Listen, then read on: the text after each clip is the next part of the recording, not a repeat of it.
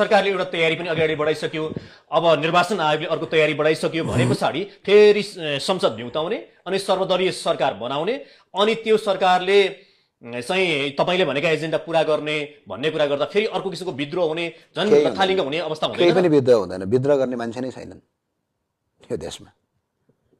त्यो जेनजीको आन्दोलनमा प्रहरीको कमजोरीको कारणले गर्दा, केपी ओलीको आक्रमणका कारणले गर्दा त्यो विद्रोह केका लागि भएको थाहा छ? कतिजना मान्छे थिए आन्दोलनमा? त्यति मान्छे त हामीले सधैँ जारे हो। त्यो दिन गोली हानेर मान्छे नमारेको भए 24 गतेको आन्दोलन नै हुँदैन थियो। त्यो जो गोली हानेर मान्छे मारेपछि त्यो जेनजीले मात्र गरे आन्दोलन होइन नि, जेनजी त सधैँ थिएनन्। आयोग भनेको छ त्यसले सत्य तथ्य बाहिर ल्याउने। सबै मान्छेहरू गए नि आन्दोलनमा, पत्रकार पनि गए, कलाकार पनि गए। अब तपाईँ हामी आफै भनौँ न, 19 जना बच्चालाई संसद भवन जस्तो पवित्र ठाउँको अगाडि ठ्याङ ठ्याङ ताकेर रगत चुहाउँदै गोली हानेको भिडियो देखेपछि अनि तपाईँ घरमा चुप्लाएर बस्नुहुन्छ? भएको त्यति हो। त्यो भए हुनाले यो कुनै विद्रोह हुन्छ भन्ने हुँदैन क्या, यो केही हुँदैन। चुनाव भयो, चुनाव भएर ल चुनाव भने के जिन्दगीका अर्को जुनीमा पनि पुरा हुँदैनन्। पार्टीहरू खोलेका छन्, अब चुनाव भएर आयो, पुराना पार्टीहरू छन्, अब के हुन्छ त? चुनाव भएर के हुन्छ भने चुनाव जितेर आउलान्, केही नयाँ अनुहार, केही नयाँ अनुहार अहिले मात्र आउने होइनन्, पहिल्यै थिए। पहिले 2015 सालदेखि थिए, 64 सालदेखि थिए। हरेक वर्ष नयाँ अनुहार 30% आएकै छन्। अहिले पनि 30% भन्दा बढी नयाँ अनुहार आउँदैनन्। अनि के हुने हो त्यसपछि? आउँछन्, सरकार बनाउँछन्, संविधान संशोधन गर्ने ल्याकत पुग्दैन।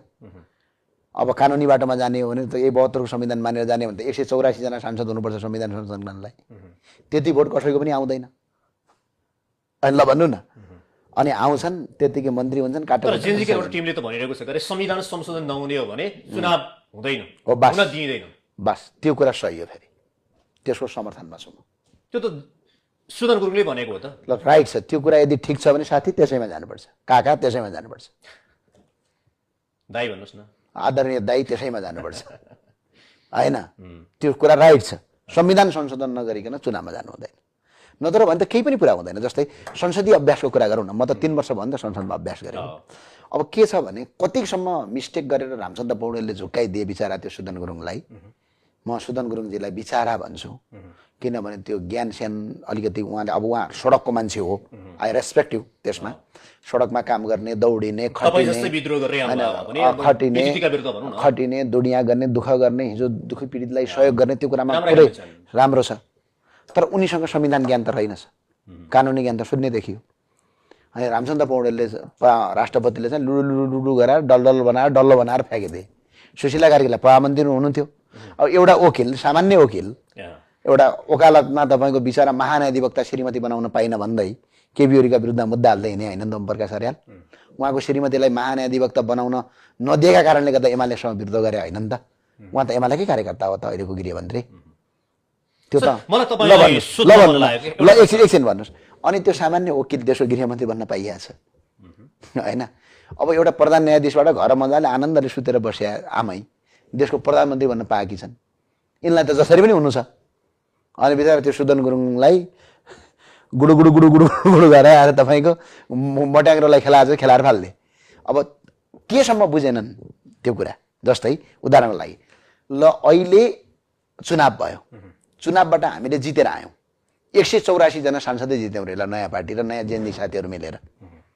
हामी संविधान संशोधन गर्नुपर्छ भन्ने पक्षधर 185 जना भयौँ, पनि संविधान संशोधन हुँदैन, किनभने राष्ट्रिय सभामा त्यही काङ्ग्रेस एमाले छन्, माओवादी छन्। अब प्रतिनिधि सभा खारेज गर्नेले राष्ट्रिय सभा किन बचाएको?